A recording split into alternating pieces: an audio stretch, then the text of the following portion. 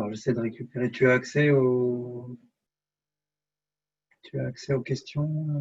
Ouais, du coup, alors, on va commencer Alors, par le il y a mail. deux parties, questions-réponses. Ouais, là, je suis là-dessus, là, parce que je peux regarder le chat. Alors, le chat, Ah, on va ok. commencer par le chat. Euh, Il y a Monsieur T qui a une question concernant la cybersurveillance, donc je reviendrai directement vers vous, Monsieur T, comme c'est pas directement l'objet de ce webinaire, donc je reviendrai vers vous pour répondre à votre question. Euh, Ensuite, on a une question donc, sur le chat. Comment vérifier les infos que vous avez sur un GHT, les Attends, bons contacts, les bonnes... je suis pas sûr que c'est le monsieur T, là, je pense que c'est pas spécialement le service cybersurveillance qui parle, je pense que c'est plutôt la veille, je suis pas sûr, mais je comprends ça. Enfin, si c'est vraiment la veille, là, le fait de recevoir des mails pour les CVE et pour les histoires du Darknet, là, il n'y a pas besoin de souscrire en fait, hein, c'est à partir du moment où on a vos adresses, vous les recevrez de toute façon si on vous trouve dans la liste en fait. Donc c'est automatique, on va dire. Excuse-moi, je te laisse continuer. Après, voilà, mais après, on n'est pas, c'est pas une offre. Enfin, je ne sais pas si on peut comparer ce qu'on fait avec une offre d'une société commerciale, mais enfin, ce sujet-là, on va peut-être pas l'aborder voilà, dans le cadre de ce webinaire, mais on peut creuser le sujet avec vous, bien sûr, si vous le souhaitez. Il y a la question donc des contacts. On peut vous communiquer, monsieur BD, qui pose une question sur les infos qu'on pourrait avoir relatives au GHT. Là, il faut que vous nous envoyiez vos informations. Il faut qu'on regarde quelles informations on a vis-à-vis des établissements qui correspondent à votre GHT. Ensuite, on vous les envoie et puis vous nous dites si c'est les bons contacts. Ensuite, Monsieur Perret, bien sûr, hein, le service va être ouvert, donc on vous ouvrira, on vous proposera un compte pour pouvoir le tester. Ah, éventuellement, il faudra juste nous envoyer un mail pour ceux qui sont intéressés pour qu'on puisse ouvrir un compte, mais parce que je suis pas sûr de reprendre tous les messages qu'il y a dans le... Voilà, donc le service effectivement est gratuit. Sur Mail in Black, on peut débloquer les emails non vérifiés en CAPTCHA dans l'interface utilisateur. Je te laisse. Ah, du coup, oui, ça sera parfait si c'est possible. OK.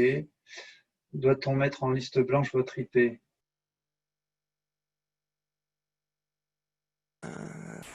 C'est-à-dire pour la messagerie, je sais pas spécialement. Normalement, il devrait pas être. C'est pas à ce niveau-là que ça va bloquer. Oui. Non, normalement, ça devrait pas bloquer. Bah, après, éventuellement, on pouvait, mais c'est pas. Je pense pas que là sur tous les trois qu'on a pu, les trois structures qui ont fait le test. Je l'ai aussi fait sur Gmail et je l'ai fait aussi sur notre messagerie Santé Gouv et on n'a pas eu de problème de blacklist. Après, ça pourrait arriver, mais pour l'instant, on n'a pas eu de problème. Donc je pense que non, au contraire, il ne faut pas le mettre en liste blanche, parce que le risque de le mettre en liste blanche, c'est de faire passer les tests en automatique aussi, quoi. C'est-à-dire qu'en gros, si vous mettez une adresse IP comme SMTP, enfin si on parle bien de ça, hein, si on met une adresse IP SMTP en liste blanche, ça veut dire que peu importe le mail, s'il est malicieux ou pas, il va être transmis. Donc quand même le but c'est de vérifier que dans des conditions conformes à ce qui est fait en réalité, quoi. Donc pas avec une liste blanche normalement.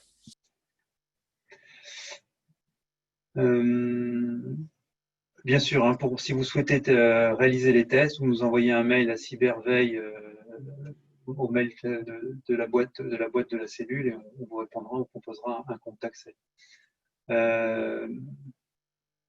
Pour le service de cybersurveillance, pour le moment, il est, en tout cas celui que offre l'ANS, il est restreint au GHT dans le cadre des prérequis de Open, avec bien sûr un nombre limité pour le moment, on est voilà, de possibilités d'en faire par mois.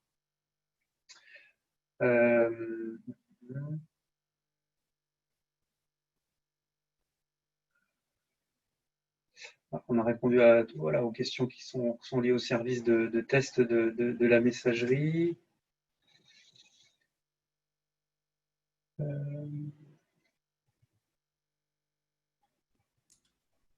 Je sais pas si tu as vu tous les trucs. Là. Il y avait M. Alors, Boisnard aussi qui disait est-ce que tous les établissements peuvent accéder au site? Bah oui.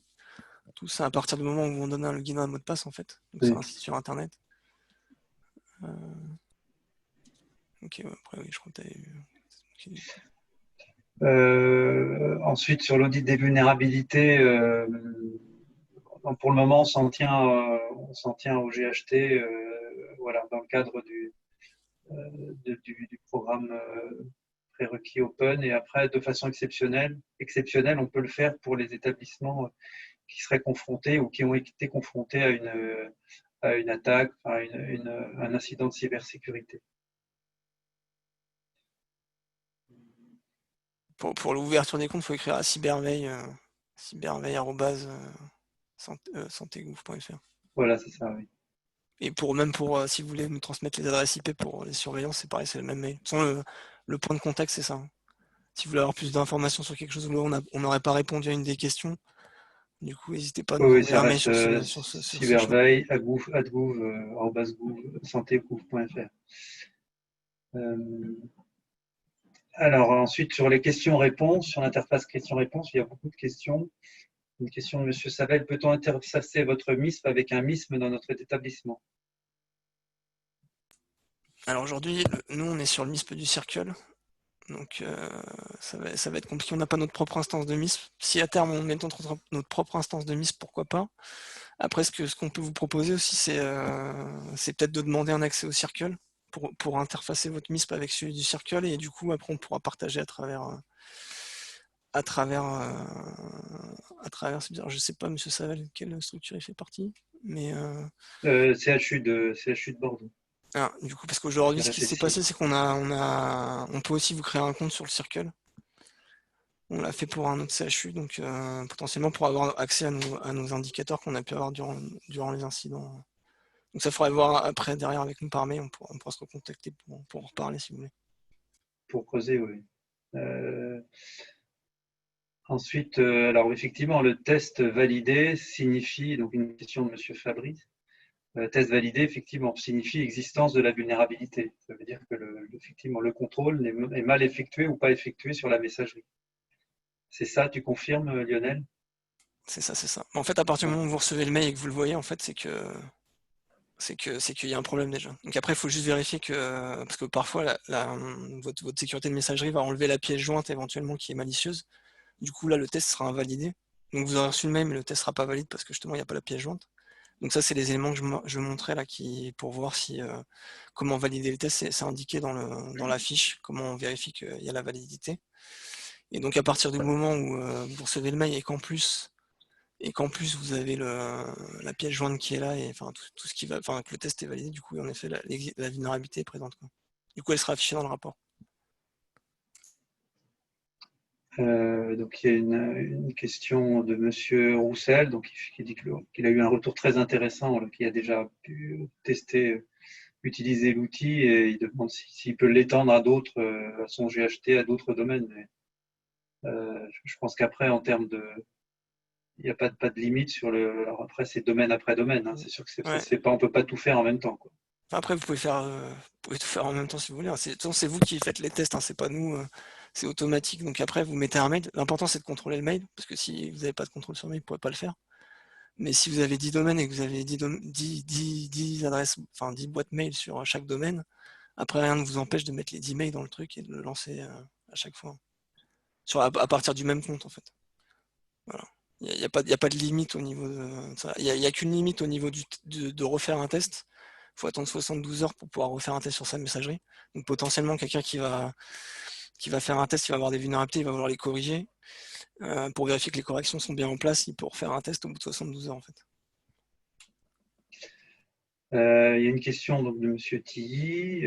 Comment on collecte les adresses IP et autres éléments du périmètre à surveiller? Cela s'adresse-t-il à tout type de structure, privée ou publique?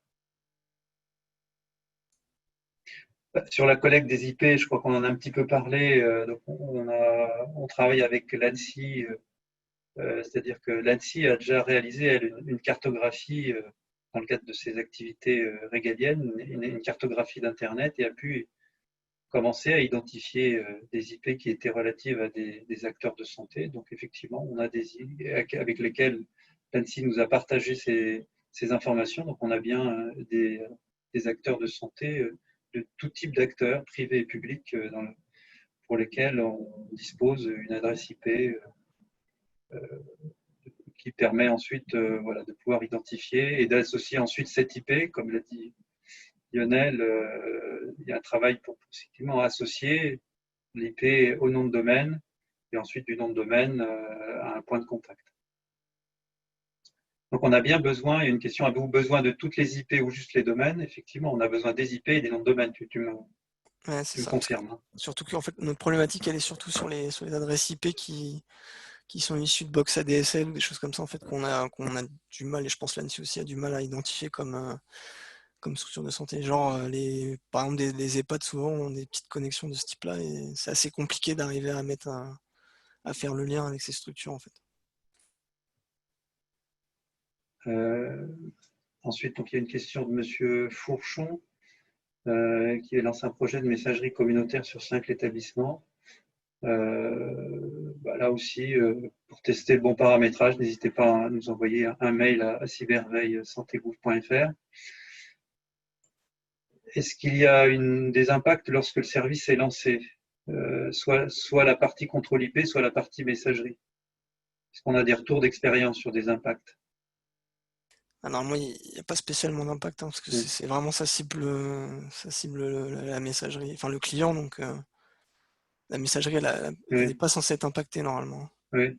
Aujourd'hui, on n'a eu aucun impact sur les. Après, on n'a pas fait beaucoup de tests, il n'y a que 3 structures qui ont testé le système, mais et après, moi, je l'ai fait sur Gmail, sur nos structures, sur notre côté à nous aussi, sur deux types de messagerie, mais on n'a pas eu d'impact en soi.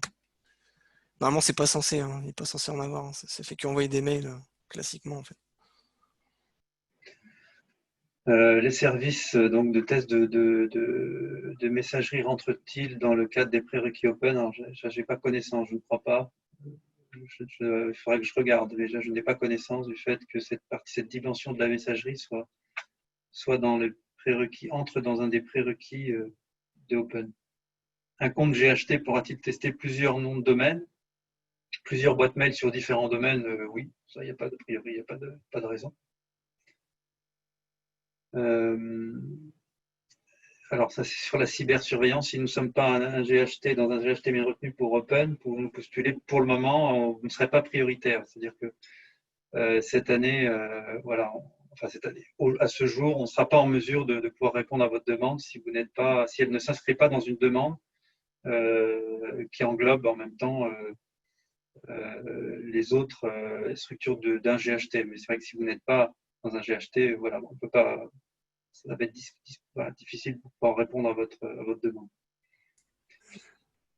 Ça, c'est pour le scan de cybersurveillance. Oui, tout à fait, cybersurveillance. Oui. C'est pas la même chose. Après les tests, il y a un plan de remédiation. Peut-on revérifier ensuite la correction avec un état avant et après? Bon, a priori, oui, il n'y a pas de. C'est ce que je disais tout à l'heure. En fait, à partir de 72 heures, on peut relancer pour revérifier en fait sa messagerie. Enfin, vérifier les corrections qu'on a pu mettre, voir si elles sont opérationnelles. Concernant la base de données des IP, on a une remarque de M. Emra. Ne serait-ce pas plus simple pour vous que la DGES demande à tous les hôpitaux de vous envoyer leurs informations nécessaires, domaine, plage IP, DSI? Alors, on a déjà récupéré des points de contact, bien sûr, grâce au fichier O6, mais je ne crois pas qu'il y ait des IP. Mais effectivement, c'est une bonne piste, c'est une piste qu'on n'a pas explorée, qui essaie de solliciter la DGOS pour avoir consolidé ce type d'information, tout à fait.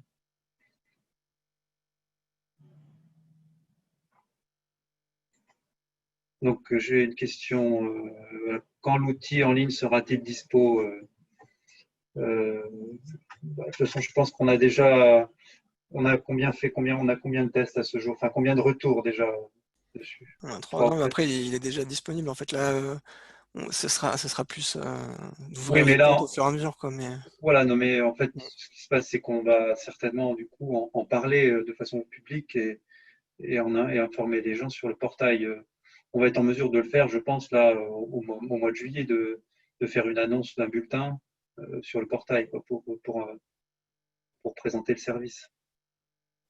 Après, rien n'empêche, s'il y a des structures qui sont déjà intéressées, ça fera Ah des oui, elles tests peuvent gratuits. déjà, voilà, Ouais, toutes faut celles pas qui, hésiter à nous voilà, envoyer toutes celles qui pour voilà, pouvoir se donner participent l'accès à ce déjà webinaire, maintenant. et puis tout à fait. Euh,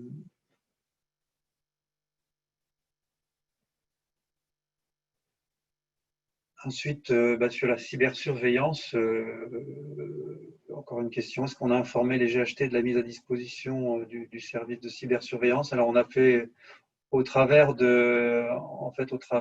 virage du numérique en santé, on a déjà indiqué qu'on faisait des audits de cybersurveillance c'est un service qui était disponible en priorité pour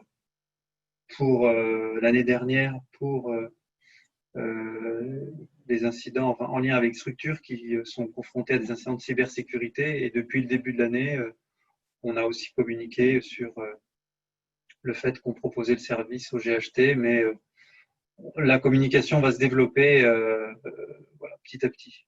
Mais effectivement, il n'y a pas une communication importante à ce sujet parce que une des raisons, hein, c'est parce que en fait, on a aussi des moyens en termes de mise en œuvre de l'audit qui sont relativement modestes et qui ne nous permettraient pas de faire massivement en parallèle, je ne sais pas, enfin, un certain nombre d'audits. Donc on est limité en charge, en moyens. Donc pour le moment, on a un objectif, d'une quarantaine, je pense à peu près ça, d'une quarantaine d'audits pour cette année, pour les GHT. Voilà, je crois on a répondu, il me semble, à l'ensemble des questions. Je ne sais pas si tu avais quelque chose à rajouter, Lionel. Si autrement, toi, tu n'as pas de. Non, pour moi, c'est On bon. va donc terminer ce webinaire. Donc, on vous remercie pour votre participation. Merci beaucoup. Je pense qu'on vous enverra, je vais voir sous quelle forme, peut-être un petit questionnaire de satisfaction et puis peut-être un questionnaire aussi sur vos attentes, peut-être en matière de webinaire ou de services qu'on pourrait peut-être mettre en place pour vous aider au quotidien dans la gestion de la sécurité, tant sur l'axe réponse incident. Alors, je ne l'ai pas dit, donc on a publié une nouvelle fiche sur le portail qui concerne le hameçonnage, sur des grands principes, des recommandations, des bonnes pratiques sur la détection et qui c'est en lien forcément avec l'outil. La détection et puis les mesures de réaction en cas de compromission. Et puis on va mettre en ligne avant la fin du mois une fiche technique assez détaillée qui rappelle les bonnes pratiques pour réagir à une infection, une compromission par maliciel, en faisant un focus sur les actions d'investigation, les actions de confinement et les actions de remédiation, de restauration et de remédiation. Donc ça, cette fiche sur les maliciels on fera un bulletin, on vous informera, sera une fiche dédiée vraiment aux opérationnels. Ça sera un peu ça aura pour objectif de rappeler vraiment toutes les étapes qu'il ne faut pas oublier de mettre en œuvre lorsque vous êtes confronté à ce type de menace. Voilà, je vous remercie à tous et je vous souhaite une bonne fin de journée. Au revoir. Merci, bonne journée.